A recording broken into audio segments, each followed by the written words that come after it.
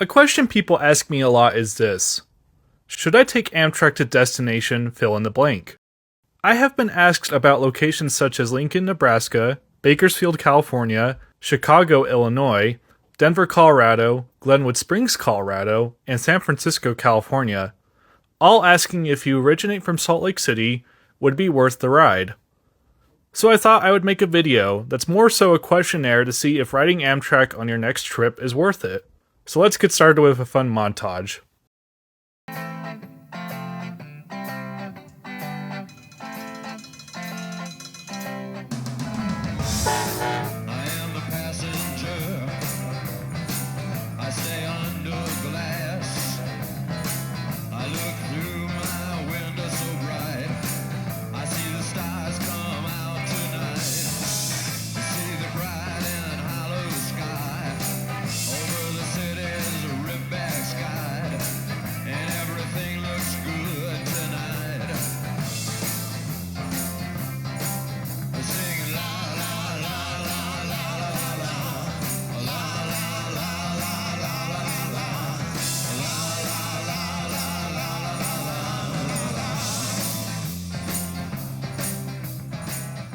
So I have taken Amtrak many times from Salt Lake City and also in other states such as Washington, Oregon, California, Illinois, Wisconsin, and Texas.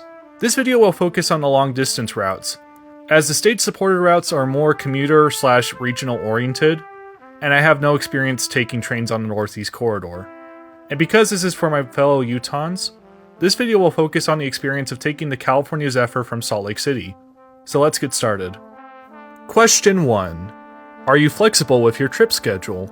If you want to make Amtrak part of your larger trip, are you able to be flexible with your other plans on your trip? In recent times, to my experience, freight train interference with Amtrak hasn't been as bad as it has been in the past, at least on the California Zephyr. But it does happen, and when it does, it can delay your train for possibly up to hours. Other things that can occur are maintenance, a train derails up ahead, bad weather, rock slides, and other trackside events. If hit with a bad derailment or rock slide, you can see a delay up to several hours. In recent years, at least with my experience, there's been more Amtrak Genesis locomotives kicking the bucket on the route and requiring the host railroad to loan a locomotive.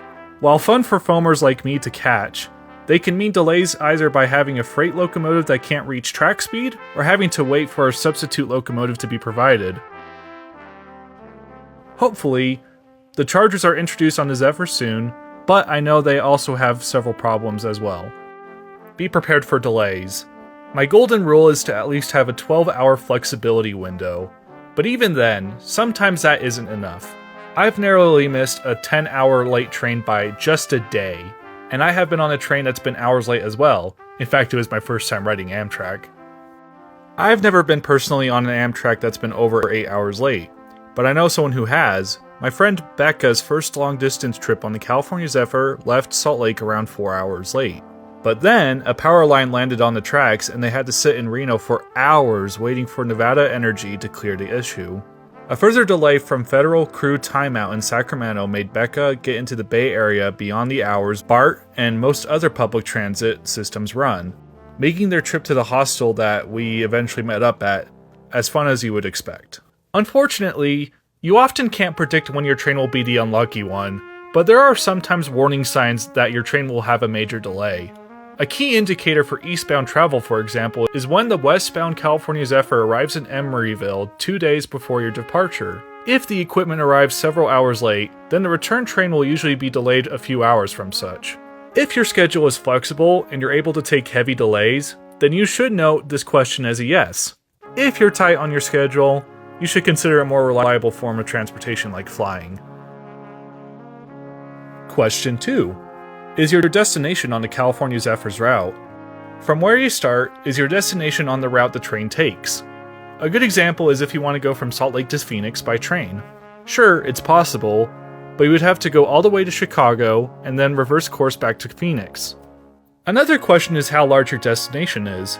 Taking Amtrak to places like Green River, Utah, a place I've taken Amtrak to a few times, can be advantageous in terms of pricing relative to the amount it takes to get there by gas or bus fare. I've done a round trip to Green River for less than $30, for example. Taking the train to a large city like Denver can sometimes be competitive relative to airfare, but I wouldn't count on it. Question 3. Are you able to fall asleep easily?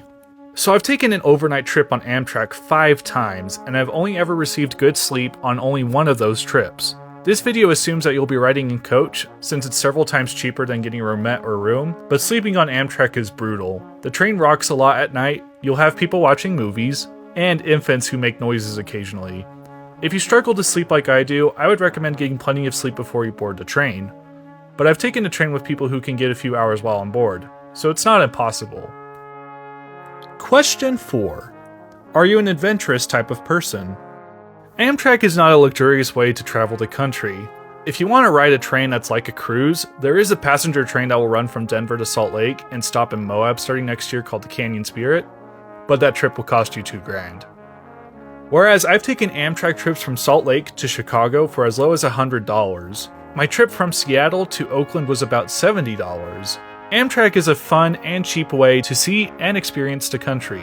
There are a lot of magical moments where it's just you, the train, and nature. As someone who loves road trips, taking the train to your destination is a beautiful and adventurous way to get to your destination.